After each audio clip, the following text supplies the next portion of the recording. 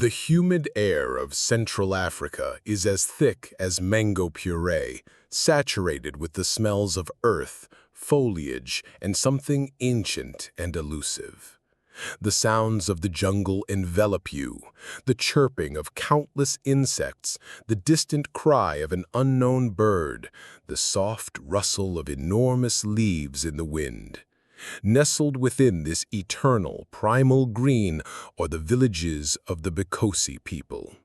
You won't find the familiar markers of modernity here.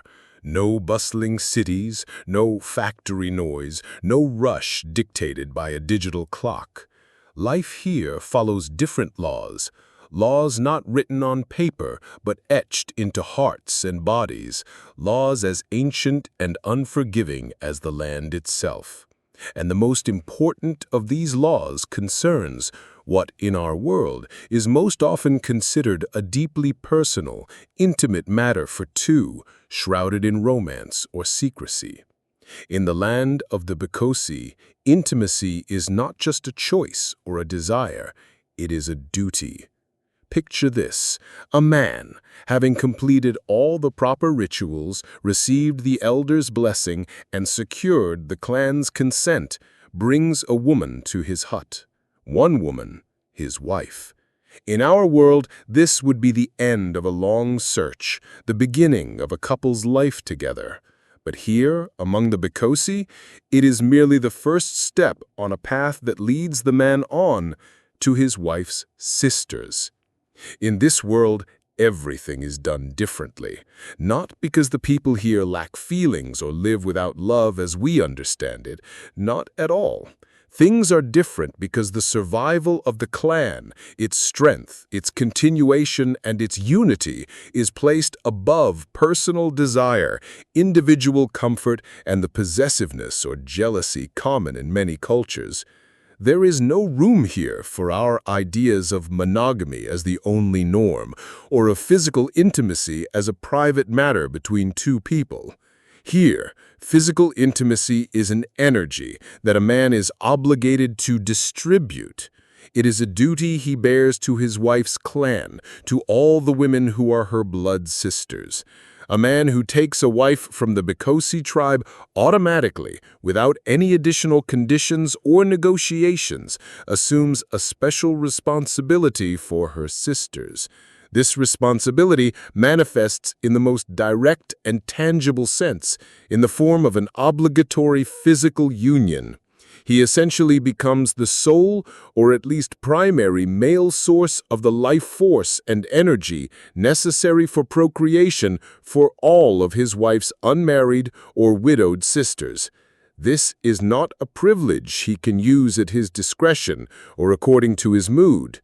It is a duty, a burden placed upon him by his wife's entire clan and community. Why did such a system develop? The reason lies in the deep interconnection among all clan members and in the understanding of life force as a collective resource. The wife's sisters are her fertile clan, women whose reproductive potential and life energy must not be allowed to diminish. In a world where the tribe's survival depends on its numbers and strength, no potential opportunity for procreation can be missed. They cannot be left without male attention, without the male presence that carries this vital energy.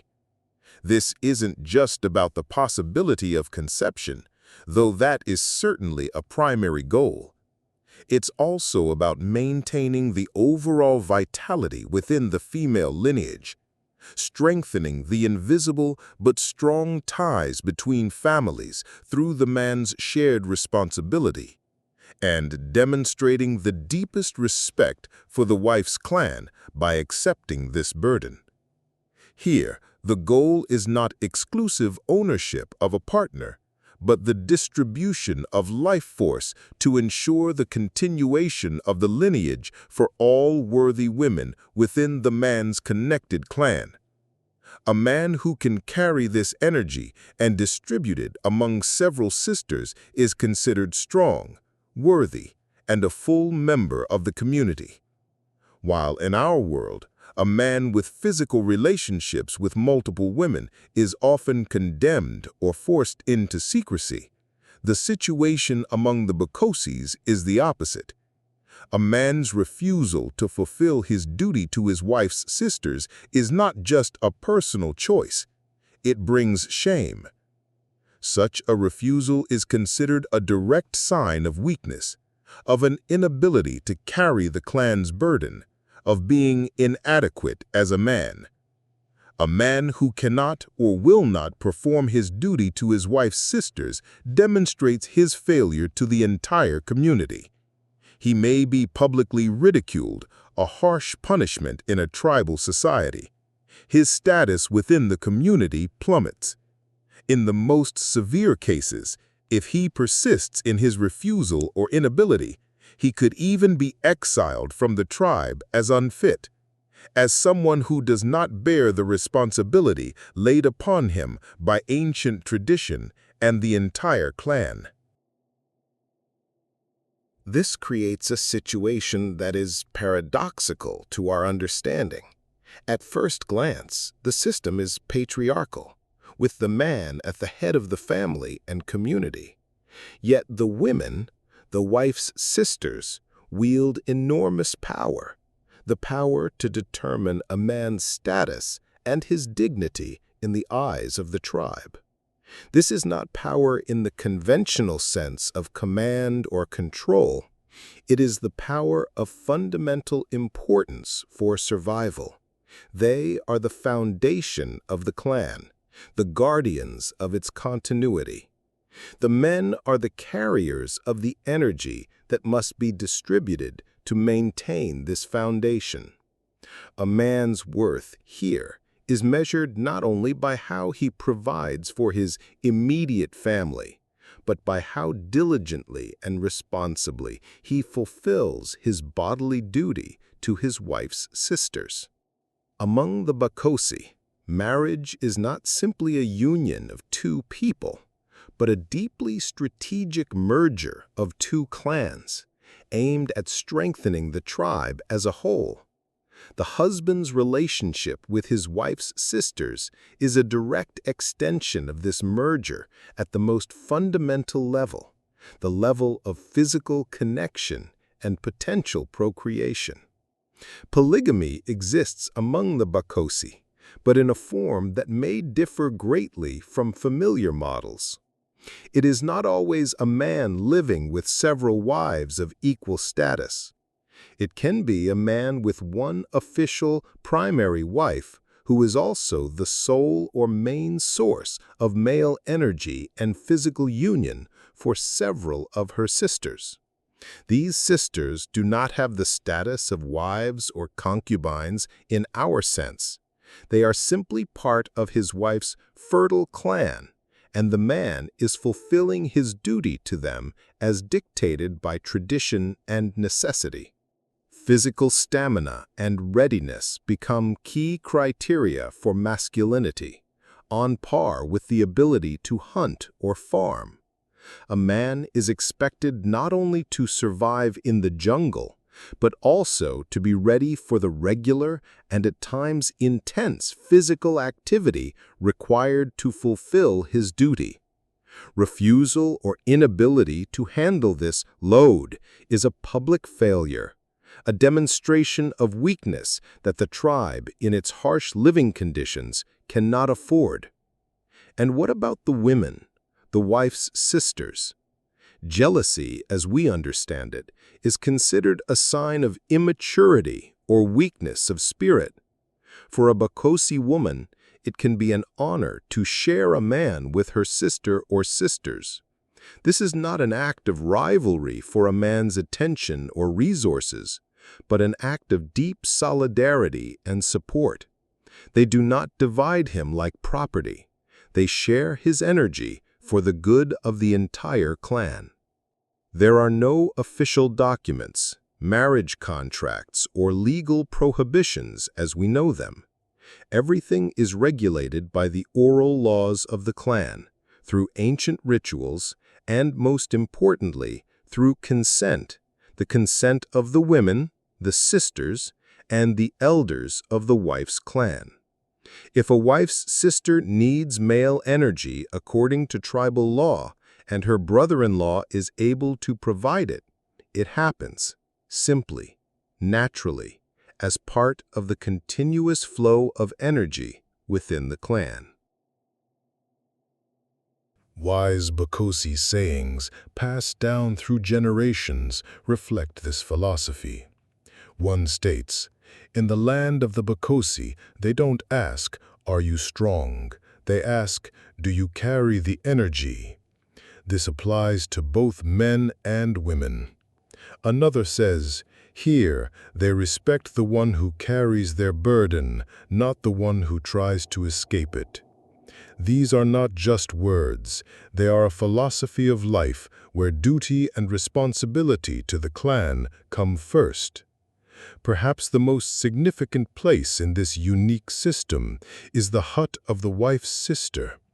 It is not a place for romantic rendezvous, but a space where a Bakossi man fulfills his deepest duty to his wife's clan, where the lineage continues. When he enters his sister-in-law's hut, he enters not as a lover seeking personal pleasure, but as a carrier of energy, an executor of a sacred duty. And the woman receives him not as an object of desire or a conqueror, but as an instrument for preserving and multiplying her clan's strength. This isn't about passion, as we understand it. It's about life, its continuation, and its power. In the first part, we touched upon the extraordinary way of life of the Bakossi people, where physical intimacy is not just a personal matter, but a fundamental duty a man owes to his wife's clan and her sisters. Now, let's delve deeper to understand how this ancient law shapes daily existence and confronts the challenges of a changing world. This system, where a man becomes the distributor of life energy for an entire line of women, places special demands on him. Physical endurance is not merely a desirable quality. It is a criterion of masculinity that defines his place and value in the tribe. A Bakossi man is expected to possess not just the strength for hunting or field work, but also the readiness for the regular carnal activity necessary to fulfill his obligation to his wife's sisters. The ability to carry this burden of the clan is direct proof of his vitality and fitness as a community member. And the women? As we've discussed, in Bakossi culture, jealousy, the sense of exclusive ownership of a partner, is seen as a sign of immaturity. For the wife's sisters, sharing a man is not a competition, but an act of solidarity that strengthens the bonds within their female lineage. It can be perceived as an honor to be part of a system where a man carries energy for the good of their shared clan. As the elders say, in the land of the Bakossi, they don't argue over who owns the water, meaning that vital resources, including this energy, must be distributed to all who need them according to the law. This system operates without bureaucracy or written contracts. Everything is governed by ancient oral traditions and consultations with elders. The key is the consent of the clan and the women involved. If a wife's sister requires male energy under tribal law, perhaps she is widowed or her lineage needs strengthening, and her brother-in-law is willing and able, the duty is fulfilled. It is as simple as that. But what happens if a man falls short? If his strength or willingness is insufficient to fulfill his duty to all the sisters, the community may offer him a helper. This helper is another man from the tribe who temporarily or permanently takes on part of the duty of carrying the energy to the wife's sisters. This is not seen as a sign of the husband's defeat, but rather as a manifestation of the community's collective care. The helper doesn't replace the husband, but acts as a tribal resource to ensure no lineage goes without the necessary energy. As they say, if one log is weak, others will offer a shoulder. However, the world does not stand still. Young Bakossi today face a reality vastly different from that of their ancestors. Cameroon's urban centers and contact with other cultures, where relationship norms are entirely different, create a serious conflict. For many young people who have worked or been educated in the city, the ancient law of bodily duty to a wife's sisters seems burdensome or even unacceptable. They are exposed to models of relationships based on individual choice, romance, and monogamy in the Western sense. This clash of worlds creates tension within the tribe. Some young men and women, unable to bear the pressure of tradition, simply leave their villages, seeking urban freedom, but often losing their connection to the community that once supported them. Others stay, but live with an internal conflict, trying to reconcile ancient duty with new ideas. Still others become staunch defenders of tradition, seeing it not as archaic, but as the unique strength of their people.